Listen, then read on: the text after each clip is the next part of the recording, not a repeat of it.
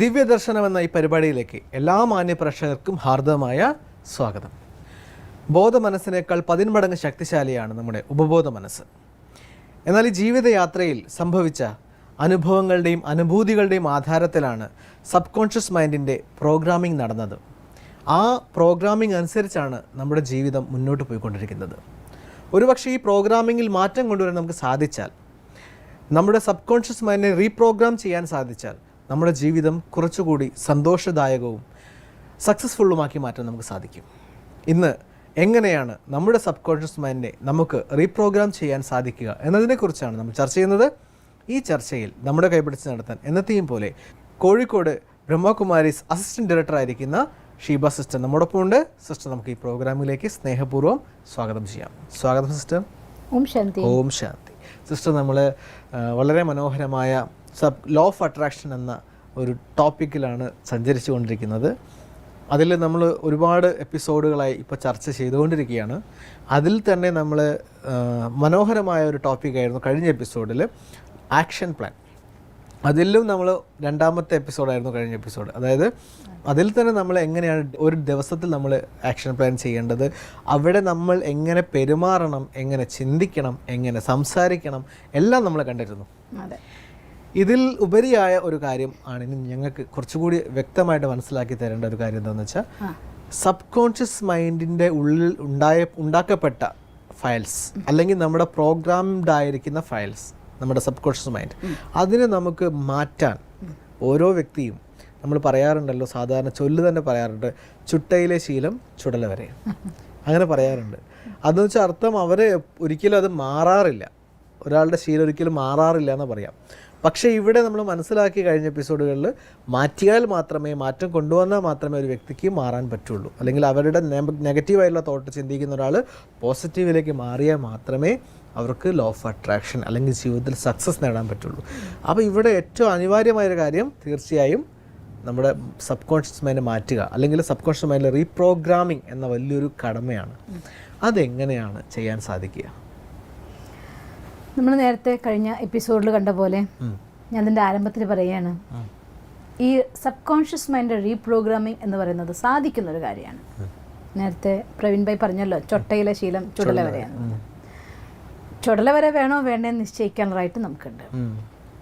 ചൊട്ടയിൽ തുടങ്ങിയിരിക്കാൻ പല ശീലങ്ങൾ എന്ന് വെച്ചാൽ അർത്ഥം എൻ്റെ പാരൻസിലൂടെ, എനിക്ക് ജീനുകളുടെ കൈമാറ്റത്തിലൂടെ കിട്ടിയ ചില സ്വഭാവങ്ങൾ ഉണ്ടാവാം.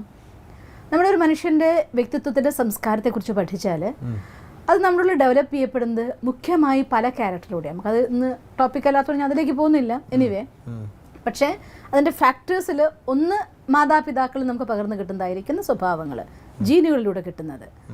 മറ്റൊന്ന് മുജ്ജന്മ സംസ്കാരങ്ങളായിട്ട് നമ്മളിൽ വന്ന് ഭവിക്കുന്നത്.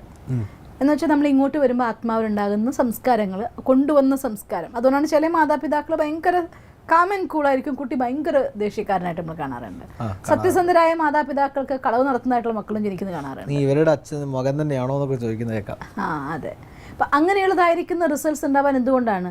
അത് അവൻ മുജ്ജന്മത്തിൽ നിന്നും കുറേ സംസ്കാരത്തെ കൊണ്ടുവന്നിട്ടുണ്ട്, മാതാപിതാക്കളിൽ നിന്ന് കുറേ കിട്ടിയിട്ടുണ്ട്.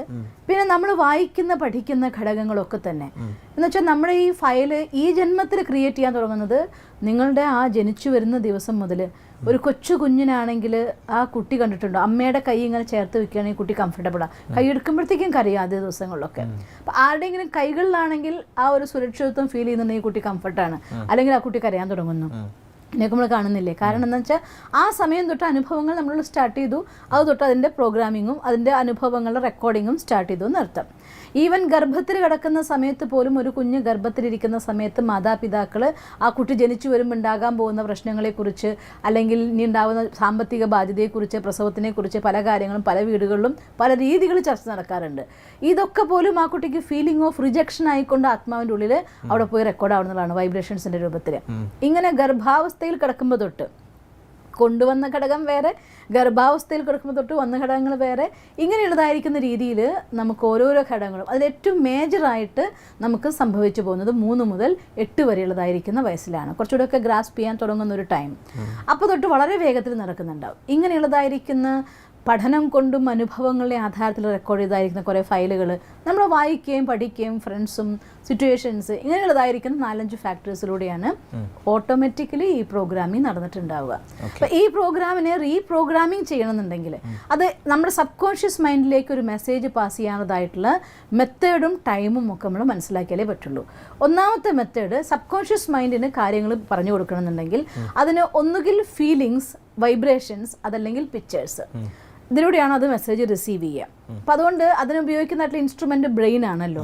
അപ്പം നമ്മുടെ തലച്ചോറിന് നമുക്ക് കൊടുക്കാവുന്നതായിട്ടുള്ള മെസ്സേജ് അല്ലെങ്കിൽ നമ്മുടെ അകത്തുള്ളതായിരിക്കുന്ന മനസ്സിലേക്ക് ഒരു കാര്യത്തിന് ഏറ്റവും നന്നായിട്ട് ഇഞ്ചെക്ട് ചെയ്യാനുള്ള സാധനം എന്ന് പറയുന്നത് ഒന്നുകിൽ മ്യൂസിക്, അല്ലെങ്കിൽ ചിത്രം, അതല്ലെങ്കിൽ അതിൻ്റെ കളറ്, ഇതിലൂടെയാണ് നമുക്ക് മെസ്സേജ് പാസ് ചെയ്യേണ്ടത്. അപ്പം അതുകൊണ്ട് നമുക്ക് ആദ്യം എനിക്ക് എൻ്റെ ഉള്ളിലുള്ളതായിരിക്കുന്ന മെസ്സേജിൽ നിന്ന് അതിൻ്റെ പെർസെൻറ്റേജ് പോസിറ്റീവോ നെഗറ്റീവോ എന്താണെങ്കിലും എനിക്ക് എന്താണ് വേണ്ടത് എന്നുള്ളതായിട്ടുള്ള ക്ലാരിറ്റി നമുക്ക് ആദ്യം വേണം. അതുകൊണ്ടാണ് നമ്മൾ പറഞ്ഞത് ഈ അഫർമേഷൻ അഥവാ ലോ ഓഫ് അട്രാക്ഷൻ പ്രാക്ടിക്കൽ ആവണമെന്നുണ്ടെങ്കിൽ ഒരു ക്ലിയർ ആയിട്ടുള്ള പിക്ചർ, ഈവൻ ഞാനൊരു വയലിനിസ്റ്റ് ആവെന്ന് പറയുകയാണെങ്കിൽ പോലും അത് ഏതിൽ ഞാൻ എക്സ്പെർട്ട് ആവുമെന്ന് പോലും നമ്മൾ ക്ലിയർ ആക്കിയിട്ടുണ്ടായിരിക്കണം. അത്രയ്ക്കും ക്ലിയർ ആയിട്ടുള്ള രീതിയിൽ ഒരു പിക്ചർ വരുമ്പോൾ നമുക്ക് നമ്മളെ അതായിക്കൊണ്ട് സങ്കല്പിക്കാനായിട്ട് സാധിക്കും. അപ്പോൾ ഫസ്റ്റ് സ്റ്റേജ് ക്ലാരിറ്റിയാണ്. എന്താണ് ഞാൻ ചെയ്യേണ്ടത്? വിഷ്വലൈസേഷനാണ് അതിന് ഒന്നാമത്തെ മെത്തേഡ്. ആ വിഷ്വലൈസേഷനിൽ നമ്മൾ ശ്രദ്ധിക്കേണ്ട ഘടകങ്ങളാണ് ഒന്നാമത്തെ, എന്താണ് എനിക്ക് വേണ്ടത്, അതിന് ക്ലാരിറ്റി വേണം. പിന്നെ ആ സമയത്ത് എനിക്ക് അഥവാ ഞാനിപ്പോൾ ഒരു ഡോക്ടറായിട്ട് പോയിട്ട് ഒരു ഈവൻ ഉദാഹരണം പറയുകയാണെങ്കിൽ ഒരു കാർഡിയോളജിസ്റ്റ് ഹാർട്ട് ഓപ്പറേറ്റ് ചെയ്യാന്ന് വിചാരിച്ചോളൂ. ആ ഹാർട്ട് ഓപ്പറേഷൻ ഇപ്പോൾ ചെയ്ത് നോക്കിയിട്ട് എനിക്ക് എക്സ്പീരിയൻസ് ചെയ്യാൻ പറ്റില്ലല്ലോ.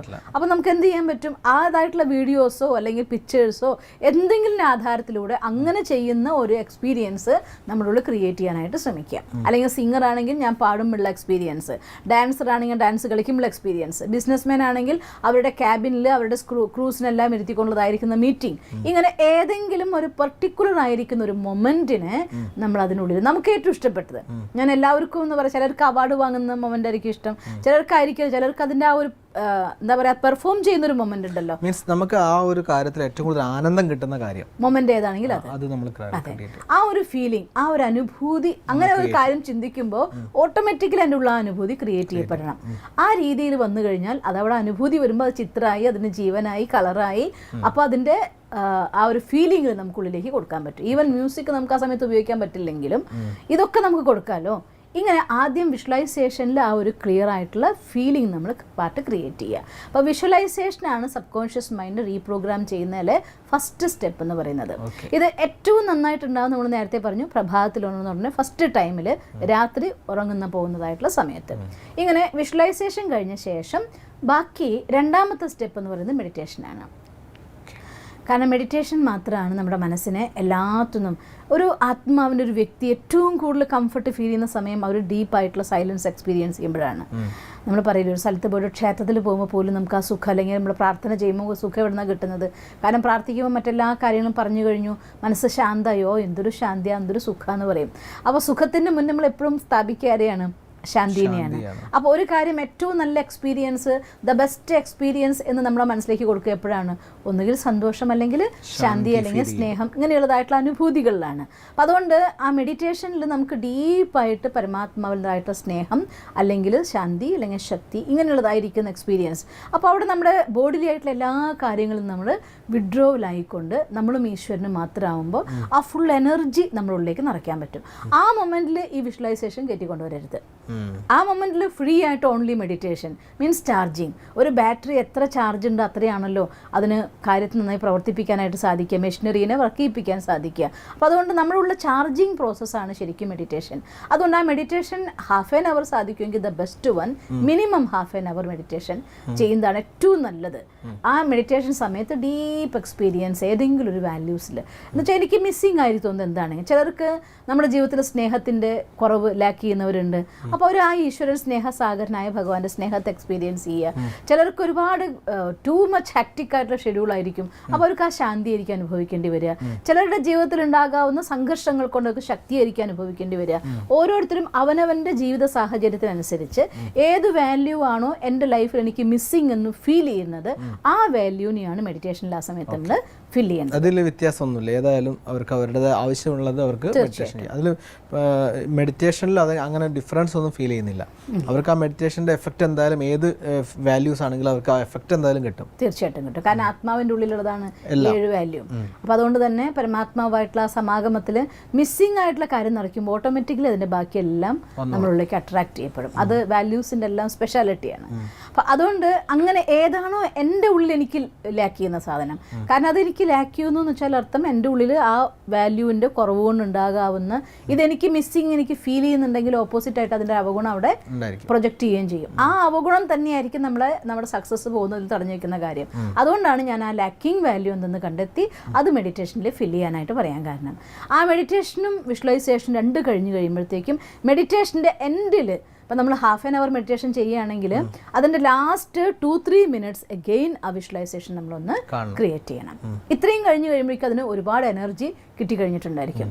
അത് കഴിഞ്ഞ ശേഷം അഫർമേഷൻ എന്ന് വെച്ചാൽ ഞാൻ എന്താണോ ആ മെഡിറ്റേഷനിൽ വിഷ്വലൈസേഷൻ കാണുന്നത്, നമ്മൾ നേരത്തെ പറഞ്ഞിട്ട് ഞാൻ അതാണ്, ഇപ്പം ഞാനൊരു ഇതാണെങ്കിൽ ഞാൻ ഡോക്ടറാണ്, ഞാൻ ആ ഹാപ്പിനെസ് എൻജോയ് ചെയ്യുകയാണ്, അല്ലെങ്കിൽ ഞാൻ എൻ്റെ ക്യാബിനിലാണ്, മീറ്റിംഗ് നടക്കുകയാണ്, ഇറ്റ്സ് റിയലി എൻജോയിങ്, ഇങ്ങനെയുള്ളതായിരിക്കുന്ന അഫർമേഷൻ നമ്മുടെ ഉള്ളിൽ റിപ്പീറ്റ് ചെയ്തതായിട്ടുള്ള എക്സ്പീരിയൻസ് കൊണ്ടുവരിക. Minimum 9 times. കാരണം 9 തവണ ഒരു കാര്യം ആവർത്തിക്കുന്ന സമയത്താണ് നമ്മുടെ ഉപബോധ മനസ്സ് ഏറ്റവും സ്ട്രോങ് ആയിട്ട് അതിനെ സ്വീകരിക്കുക. ഒരു പ്രാവശ്യം ചെയ്യുമ്പോൾ 9 തവണയെങ്കിലും നമ്മൾ അഫർമേഷൻ ചെയ്യണം. അഫർമേഷൻ 9 തവണയെങ്കിലും റിപ്പീറ്റ് ചെയ്തിരിക്കണം. ഒരു ടൈമിൽ ഒരു പ്രാവശ്യം ചെയ്യുമ്പോൾ കണ്ടിന്യൂസ് ആയിട്ട് 9 തവണ ചെയ്തിരിക്കണം. അപ്പോഴാണ് നമ്മുടെ സബ് കോൺഷ്യസ് മൈൻഡിന് അതിന് പൂർണ്ണ എനർജി ആയിട്ട് കിട്ടുക. അപ്പോൾ കാരണം നമ്മൾ ഓൾറെഡി ചാർജ്ഡ് ആക്കി അതിനെ ക്ലിയർ വിഷ്വലൈസേഷൻ കൊണ്ടുവന്നു 9 തവണ അത് എക്സ്പീരിയൻസ് ചെയ്ത് കഴിയുമ്പോഴേക്കും സബ് കോൺഷ്യസ് മൈൻഡ് നമ്മളെ അതാണ് എന്നൊരു അനുഭൂതി അങ്ങ് നമ്മുടെ ഉള്ളിൽ എത്ര വേണേ നമുക്ക് കൂട്ടാം, പക്ഷേ കുറയ്ക്കരുത്.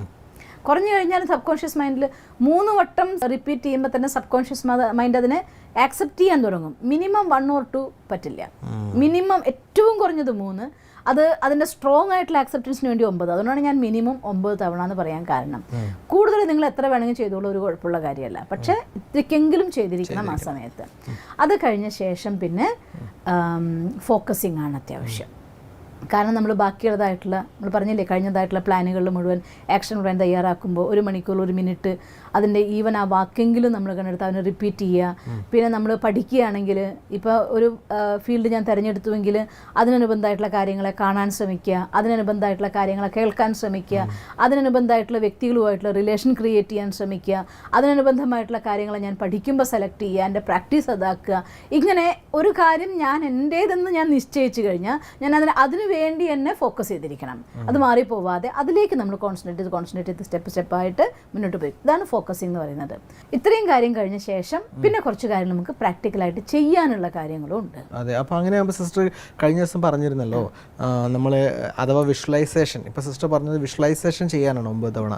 അപ്പോൾ ഈ വിഷ്വലൈസേഷൻ ചെയ്യാൻ പറ്റാത്തവർക്ക് ഒരു സ്ക്രിപ്റ്റിംഗ് ഓപ്ഷൻ ഉണ്ടെന്ന് പറഞ്ഞിരുന്നു.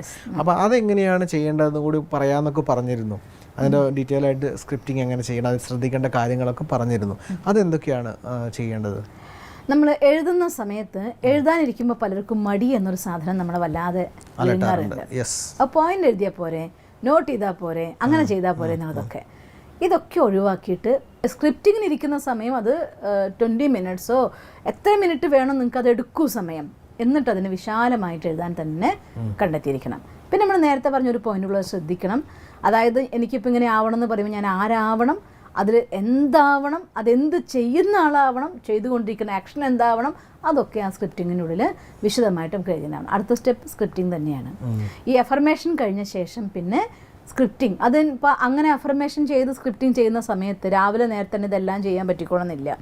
എഴുന്നേറ്റ സമയത്തുള്ള visualisation, meditation and affirmation, focusing. Affirmation വരെ നിങ്ങൾ രാവിലെ സമയത്ത് ചെയ്താൽ മതിയോ, ബാക്കി ഫോക്കസിങ് ദ ഹോൾ ഡേക്കുള്ളതായിട്ടുള്ള പ്രോഗ്രാമാണ്. അതുപോലെ തന്നെ സ്ക്രിപ്റ്റിംഗ് ആ സമയത്ത് നിങ്ങൾക്ക് അഥവാ ടൈം കുറവാണ്, അപ്പോൾ നിങ്ങൾക്ക് പറ്റില്ല എന്നുണ്ടെങ്കിൽ രാത്രി ഉറങ്ങുമ്പോൾ വേണമെങ്കിൽ സ്ക്രിപ്റ്റ് ചെയ്യാം. അതല്ല അപ്പോൾ രാത്രി ഉറങ്ങുമ്പോൾ എനിക്ക് സമയം തികയില്ല, രാവിലെ എനിക്ക് സമയം തികയില്ല എങ്കിൽ പകൽ എപ്പോഴെങ്കിലും സമയം കണ്ടെത്തിയിട്ടാണെങ്കിലും പ്രോപ്പർ ടൈം എടുത്തുകൊണ്ട് നമുക്ക്. അപ്പോൾ സിസ്റ്റർ പറയുന്നത് സ്ക്രിപ്റ്റിംഗ് എന്ന് പറയുന്നത് ഓൾവേസ് ഈ പറയുന്ന വിഷ്വലൈസേഷൻ ചെയ്യുന്നവരും ചെയ്യേണ്ട കാര്യം തന്നെയാണ്. ചെയ്യുന്നവർക്കും ചെയ്യുന്നത് നല്ലതാണ്. കാരണം സബ് കോൺഷ്യസ് മൈൻഡ് റീപ്രോഗ്രാം ചെയ്യാന്നുള്ളതായിട്ടുള്ള ഒരു ടെക്നിക്കായിട്ട് നമ്മൾ മുന്നോട്ട് പോകുമ്പോൾ അതിന് ഇടയ്ക്കിടയ്ക്ക് ഒരു പ്രോഗ്രാമിംഗ് എന്ന് പറഞ്ഞാൽ അത് റണ്ണിങ് ആയിരിക്കുമല്ലോ ഓൾറെഡി. അപ്പോൾ നമ്മൾ ഒഴുകിക്കൊണ്ടേയിരിക്കുന്ന അവസ്ഥയിൽ നിന്ന് മനസ്സിനെ മറ്റൊരു മാർഗ്ഗത്തിലേക്ക് മാറ്റണം എന്നുണ്ടെങ്കിൽ ഇടയ്ക്കിടയ്ക്ക് തിരിച്ച് പഴയ വഴിക്ക് പോകാനായിട്ട് നമ്മുടെ മനസ്സ് ശീലം കാണിച്ചുകൊണ്ടിരിക്കും. നമ്മൾ പറയാറില്ലേ മനസ്സൊരു കടിഞ്ഞാണില്ലാത്ത കുതിരയാണെന്ന്. അതേപോലെ അത് ഓടാനുള്ളതായിരിക്കുന്ന ഇൻട്രസ്റ്റ് അത് കാണിച്ചുകൊണ്ടിരിക്കും.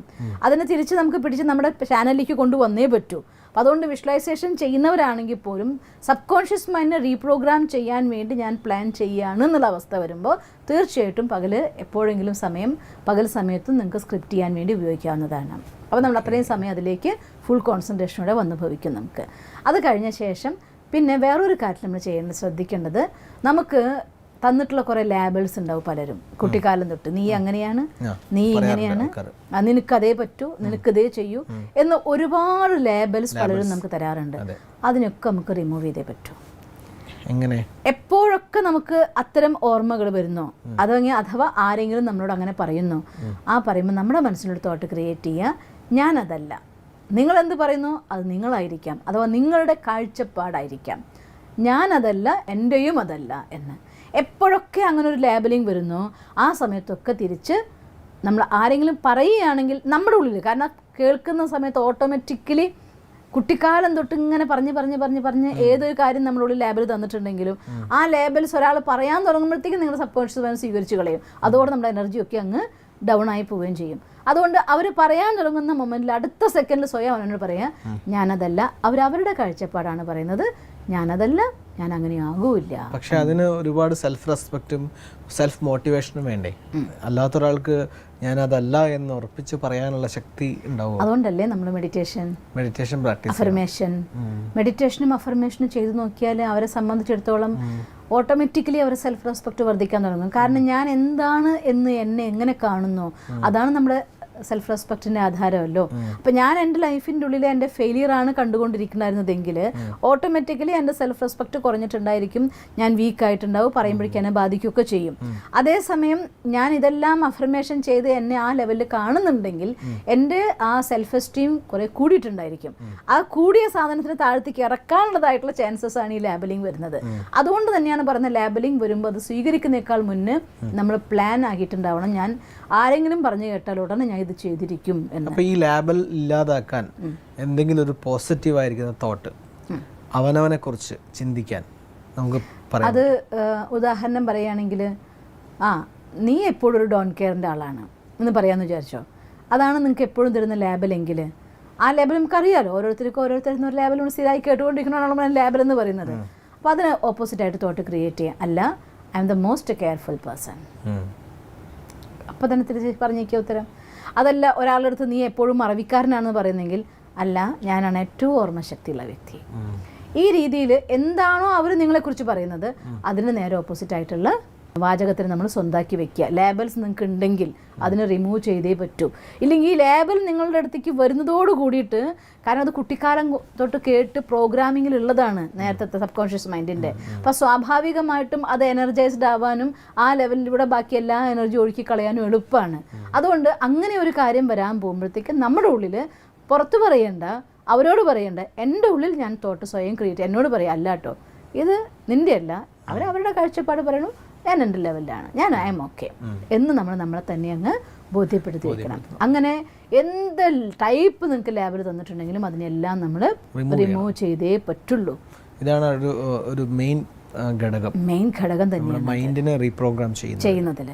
കാരണം പലപ്പോഴും നമ്മുടെ ഈ ജീവിതയാത്ര മുന്നോട്ട് പോകുമ്പോൾ നമ്മൾ ജീവിച്ച കുറേ ആളുകളുണ്ടല്ലോ, നമ്മൾ ഇതുവരെ ആരുടെ കൂടെയൊക്കെ ജീവിച്ചോ, നമ്മുടെ ഫാമിലി മെമ്പേഴ്സ് ആവാം, നമ്മുടെ ജോലി സ്ഥലത്തുള്ള ആളുകളാവാം, അല്ലെങ്കിൽ മറ്റാരെങ്കിലും ആവാം, അവരൊക്കെ കൂടി നമ്മുടെ സ്വഭാവം, ഇവരുടെ സ്വഭാവം, ഇവരുടെ സംസ്കാരം എന്നൊക്കെ പറഞ്ഞ് ചാർത്തി വെച്ചിട്ടുള്ള കുറേ മുദ്രകളാണ്. ഈ മുദ്രകളെ പൊട്ടിക്കാത്തിടത്തോളം നമ്മുടെ സബ് കോൺഷ്യസ് മൈൻഡ് നമുക്ക് റീപ്രോഗ്രാം ചെയ്യാൻ സാധിക്കുകയില്ല. ഇതാണെങ്കിൽ ഒരിക്കൽ മാത്രം നടക്കുന്ന ഒരു പ്രക്രിയയാണോ? അല്ല, നിരന്തരമായിട്ട് കൊട്ടിക്കൊണ്ടേയിരിക്കുന്ന സാധനമാണ്. അതുകൊണ്ട് എപ്പോഴൊക്കെ കൊട്ട് കിട്ടുന്നു അപ്പോഴൊക്കെ നമ്മൾ താങ്ങ് കൊടുത്തേ പറ്റൂ. അതുകൊണ്ട് എപ്പോഴൊക്കെ അവർ ലേബൽ ചെയ്യാൻ നോക്കുന്നു അപ്പോഴൊക്കെ നമ്മളെ ഇത് ഓർമ്മിപ്പിച്ചേ പറ്റൂ. ശരിക്കും. പിന്നെ വേറൊരു പോയിന്റ്, ആക്ട് ആസ് ഇഫ് എന്ന് പറയും. എന്ന് വെച്ചാൽ നിങ്ങൾ എന്ത് സ്ക്രിപ്റ്റ് ചെയ്ത് വെച്ചിട്ടുണ്ടോ അതേപോലെ തന്നെ പ്രവർത്തിക്കാൻ വേണം. രാത്രി നമ്മൾ നേരത്തെ പറഞ്ഞ ചെക്ക് ലിസ്റ്റിൽ ഞാൻ അതുപോലെ പ്രവർത്തിച്ചിട്ടുണ്ടോ ഇല്ലേ എന്ന് പരിശോധിച്ച്, ഇല്ലെങ്കിൽ അതിനെ ഒന്നും കൂടെ പ്രോഗ്രാം ചെയ്യാൻ വേണം. അതായത് പ്ലാൻ ചെയ്താൽ മാത്രം പോരാ, ചെയ്തിരിക്കണം. ചെയ്തിട്ടുണ്ടോ എന്ന് ചെക്ക് ചെയ്യണം. നമ്മൾ തന്നെ നമ്മുടെ മാസ്റ്ററായി ചെക്ക് ചെയ്യണം. എന്നിട്ട് അതിനുള്ള സൊല്യൂഷൻ ഇല്ലെങ്കിൽ നെക്സ്റ്റ് ഡേക്ക് ഒന്നും കൂടെ പ്ലാൻ ചെയ്യണം. അപ്പോൾ വലിയൊരു പ്രോസസ്സാണ് സത്യത്തിൽ ലോ ഓഫ് അട്രാക്ഷൻ എന്ന് പറയുന്നത്. ഇത് പലരും ഇതൊരു 7 സ്റ്റെപ്പാണ് ശരിക്കും. അതെ, പലരും ഇത് ചെയ്യുന്നവരുണ്ട്. അവരുടെ ജീവിതത്തിൽ അവരറിഞ്ഞോ അറിയാതെയോ അവരുടെ ജീവിതത്തിൽ ഓട്ടോമാറ്റിക്കുള്ള സ്വഭാവമായതുകൊണ്ട് തന്നെ ചെയ്യുന്നവരുണ്ടാവും, പോസിറ്റീവ് തോട്ട് ഓൾറെഡി ഉള്ള ആളുകൾ. പക്ഷേ ഇതൊന്നുമില്ലാത്തവർക്കും ഇത് കൊണ്ടുവരാൻ സാധിച്ചാൽ, അവരിതേപോലെ ശ്രദ്ധിച്ചും ഈ സ്റ്റെപ്പുകളൊക്കെ മനസ്സിലാക്കിയും കൊണ്ടുവരാൻ സാധിച്ചാൽ അവർക്കും ഈ പറയുന്ന ലോ ഓഫ് അട്രാക്ഷൻ തീർച്ചയായും നേടാൻ സാധിക്കും. ഏറ്റവും വലിയ കാര്യം സബ് കോൺഷ്യസ് മൈൻഡിനെ റീപ്രോഗ്രാം ചെയ്യാനും സാധിക്കും. അപ്പോൾ എന്തായാലും ചുട്ടയിലെ ആ ശീലം നമുക്ക് മാറ്റാൻ സാധിക്കും എന്ന് മനസ്സിലാക്കി തന്നു. വളരെയധികം ഒരു എന്താ പറയുക, ഇൻഫോർമേഷൻ എന്ന് മാത്രം നമുക്ക് പറയാൻ പറ്റില്ല. അതിൻ്റെ A to Z സിസ്റ്റർ പറഞ്ഞു തന്നു. അതിൻ്റെ 4 സൈഡും സിസ്റ്റർ പറഞ്ഞു തന്നു. എങ്ങനെ ചെയ്യണം, അതിന് ചെയ്തില്ലെങ്കിൽ എന്ത് സംഭവിക്കും, ചെയ്യേണ്ട രീതി, അതിൽ ചെയ്യുമ്പോഴുള്ള വിഘ്നങ്ങൾ, അതിനെ മാറ്റാൻ എന്ത് ചെയ്യണം, എല്ലാം സിസ്റ്റർ പറഞ്ഞു തന്നു. അതിന് ഒരുപാട് നന്ദി. ഓം ശാന്തി. ഒരു വ്യക്തി ആഗ്രഹിച്ചാൽ നമ്മുടെ കാരണവന്മാർ നമുക്ക് ചൊല്ലിത്തന്ന ചുട്ടയിലെ ശീലം ചുടല വരെ എന്ന മുദ്രാവാക്യം പോലും മാറ്റാൻ സാധിക്കും. അതാണ് നമ്മളിന്ന് മനസ്സിലാക്കിയത്. ജീവിതത്തിൽ മനസ്സിൻ്റെ ശക്തിയിലൂടെ എന്തും നേടാൻ സാധിക്കുമെന്ന് ഈ ലോ ഓഫ് അട്രാക്ഷൻ സീരീസിലൂടെ നമ്മൾ മനസ്സിലാക്കുകയാണ്. ഇനിയും ഒരുപാട് കാര്യങ്ങൾ നമുക്ക് ഇതിനെപ്പറ്റി മനസ്സിലാക്കാനുണ്ട്. അതിന് ഞങ്ങളോടൊപ്പം നിങ്ങൾ തീർച്ചയായും ഉണ്ടാവണം. അടുത്ത എപ്പിസോഡിൽ കാണും വരെ നന്ദി, നമസ്കാരം. ദിവസം തോറും ജീവിത വിജയങ്ങൾക്ക് വെളിച്ചം വീശുന്ന പുത്തൻ വീഡിയോകൾക്കായി ഞങ്ങളുടെ യൂട്യൂബ് ചാനൽ സബ്സ്ക്രൈബ് ചെയ്യൂ. നോട്ടിഫിക്കേഷൻ ലഭിക്കുന്നതിനായി ബെൽ ഐക്കൺ ക്ലിക്ക് ചെയ്യൂ. ഒപ്പം ഞങ്ങളുടെ ഫേസ്ബുക്ക്, ട്വിറ്റർ, ഇൻസ്റ്റാഗ്രാം പേജുകൾ ഫോളോ ചെയ്യൂ. നന്ദി.